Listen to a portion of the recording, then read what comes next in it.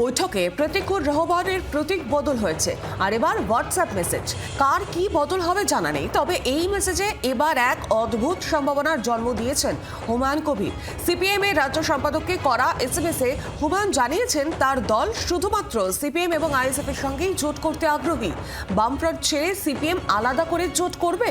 শুনতে অদ্ভুত লাগলেও হুমায়ুনের বিচিত্র দাবি ঘিরে রাজনৈতিক শোরগোল। সংখ্যালঘু সংগঠনগুলোর সঙ্গে জোটের সম্ভাবনায় খোদ বামফ্রন্টের অন্দরেই অসন্তোষ। সিপিএম এর রাজ্য সম্পাদক মোহাম্মদ সেলিমের সঙ্গে বৈঠকে ফরওয়ার্ড ব্লক কার্যত বিদ্রোহী ঘোষণা করেছিল। আইএসএফ এবং হুমায়ুন কবিরদের সঙ্গে জোটে আপত্তি ফরওয়ার্ড ব্লকের। এমনকি সিপিএম নেতৃত্বের একটা অংশ এই জোটের বিরোধিতায় সরব। এহেন এক পরিস্থিতিতে বামফ্রন্ট যে আইএসএফ এর সঙ্গে জোট করছে তা ফাইনাল করে ফেলেছে সিপিএম। এরই মধ্যে মোহাম্মদ সেলিমকে মেসেজ করে বসলেন হুমায়ুন কবির। জি 24 ঘন্টাকে দেওয়া ফোনে হুমায়ুন দাবি করেছেন তিনি সেলিমকে জোটের জন্য হোয়াটসঅ্যাপ মেসেজ করেছেন। তবে এই জোট শুধুমাত্র তিনি সিপিএম এবং আইএসএফ এর সঙ্গেই করতে চান, আর এর জন্য হুমায়ুনের ডেডলাইন 7ই মার্চ। ফের একবার আলোচনায় বসার বার্তা পাঠালেন হুমায়ুন কবির।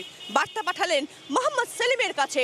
তিনি পাঠালেন তার হোয়াটসঅ্যাপ মেসেজ মোহাম্মদ সেলিমের কাছে, যেখানে হুমায়ুন কবির স্পষ্ট বলছেন সিপিএম এর সঙ্গে তিনি আলোচনায় বসতে রাজি, আলোচনায় বসতে চান জোট নিয়ে।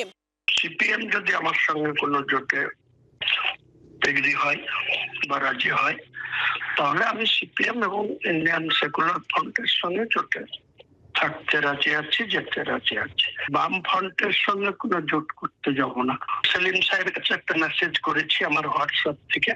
7 তারিখ অব্দি, 7ই মার্চ, 10ই মার্চ আমি আনুষ্ঠানিকভাবে আমাদের জোটে কে থাকছে কে থাকছে না তা ওপেন করবো।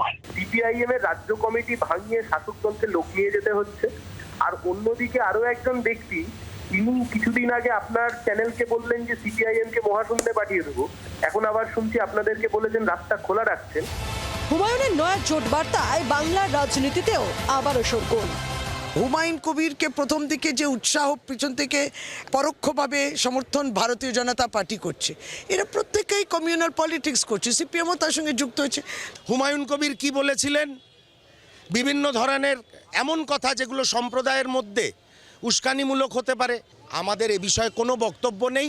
আমরা আমাদের পথে চলবো, ধর্মনিরপেক্ষতার পথে চলবো। সেলিমের সঙ্গে হুমায়ুনের বৈঠকের পরই কার্যত বিদ্রোহ ঘোষণা করে দল থেকে বেরিয়ে আসেন সিপিএম এর তরুণ তুর্কি প্রতীকুর রহমান। তার রেশ কাটতে না কাটতে এবার সেলিমকে হুমায়ুনের এসএমএস, তাও শুধুমাত্র সিপিএম এর সঙ্গে জোট করতে চেয়ে আহ্বান। আদৌ কি এটা সম্ভব? বামফ্রন্টের অন্য শরিকদের বুড়ো আঙুল দেখিয়ে আদৌ কি হুমায়ুনের হাত ধরতে এগোনোর সাহস দেখাবেন সেলিম? শ্রেয়সী গঙ্গোপাধ্যায় রিপোর্ট, জি 24 ঘন্টা। বাংলার আওয়াজ, বাঙালির আবেগ, জি 24 ঘন্টা।